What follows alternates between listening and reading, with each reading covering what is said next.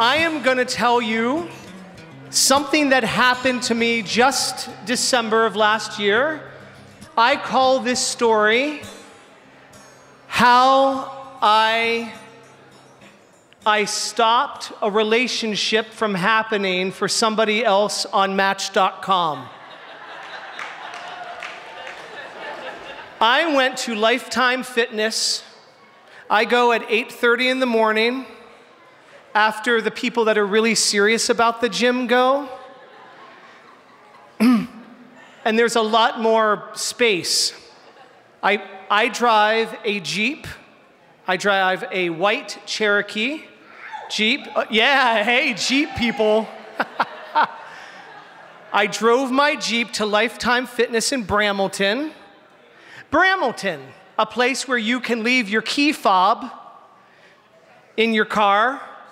We're very lucky, by the way. I spent 2 months living in New York City. All of us in Loudoun County are very lucky. We're blessed. We live in a bubble. I was rushed, so I let my key fob in my car, and I went in to work out. I came out at 9:30, and I went to get my white Jeep Cherokee, and I know exactly where I parked it. Because you know when you find a good parking place, and you're like, you're going to the gym, and you're thinking, I don't have to walk that far. That's what I was thinking. I got a great place to park the car. I come out, and it's surreal. You know where you parked. There's not a car there anymore. Then, because I also, I'm not telling you this to make you sad, but I had original COVID 3 years ago, so my brain is not the same. So I thought to myself, oh, I didn't park there.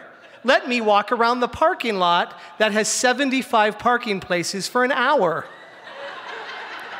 I walked around until 10:30, looking for my car, not believing that it's gone.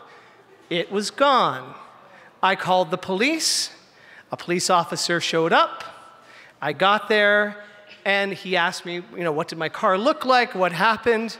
I told him I parked it here. It is gone.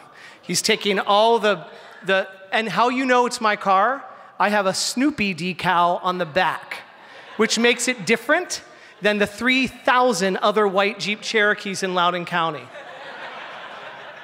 So my husband, Andre, shows up. He has to pick me up. Andre is there. We're telling the officer all these things about my car.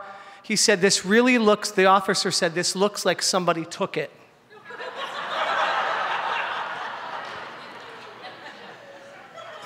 I said, thank you. And then he said, if I were you, I would put this on Facebook. And I did. And I'm very lucky. People on Facebook put it all, some of you did that for me. Thank you. It was all over Loudoun County. So then we go to eat breakfast, and I'm very upset. First of all, I'm glad I didn't leave my computer in there. But the cop said the last time this just happened in Loudoun County, the car was completely taken to pieces and sold in parts to DC. So that gave me a great Christmas feeling. Also on that day, at 12 o'clock, I had a great 12 years with my dog, Hazel. At 12 o'clock was the time she was to be put down, and it took me months to get to that place. So Andres and I are sitting at breakfast, and I said, we still have to go do this with Hazel. And he said, yes. And so we're sitting there, and he looks at me, and I said, at least we didn't have anything in the car that was worth anything. And he said, you know where you keep your spare tire? And I said, yes. He said, that's where your Christmas gifts are. And then I just remembered I got a necklace for him at Ketterman's. Where do you put that? Where do you put a necklace from Ketterman's? You put it between the seats. You stick it down in there. So then we confessed to each other what our Christmas gifts were. At 12 o'clock, it was very hard. We said goodbye to Hazel. I give Loudoun Vet in Purcellville, I give them a lot of credit. They did a beautiful job with her. But then I get a call. So this all happened at 9:30. I get a call at 5:30 from the cop. Tom, can you drive to Chantilly? We found your car. So we drive there. I cried the whole way to get my car. We get there, the cop meets me outside, and he's kind of laughing a little bit. And he said, could you come here a second? So what happened? He said, okay, and I want to say this, I want to preface this. You might be sitting out in this crowd tonight, and I'm so sorry if you are. Does this sound familiar to anybody out there? Because she lives in Loudoun County? Okay. So he said, you're never going to believe this. This guy took your car. He's having his very first overnight with his Match.com girlfriend. He's from Maryland. Do you want to press charges? This guy comes out of this house. It's a beautiful house. My car is parked. She has another car. This man comes out of the house like this.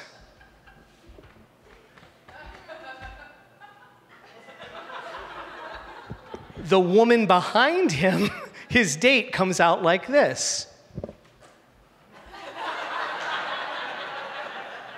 Looking at him. She comes down, she runs down, and she's like, oh my God, I am so sorry.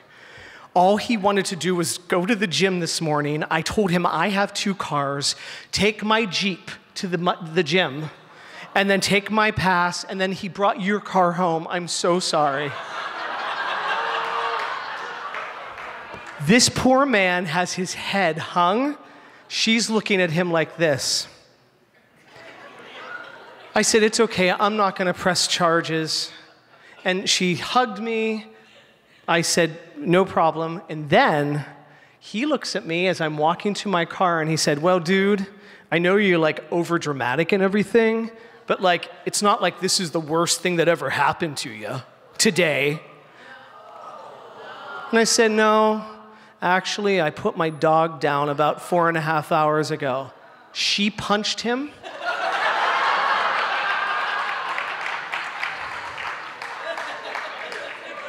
It was over.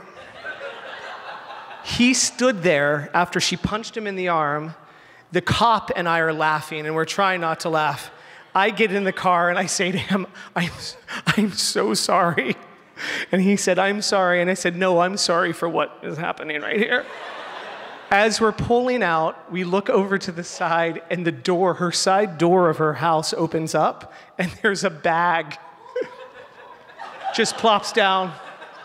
So that is the day that I definitely secured this man is never having a date with that woman ever again.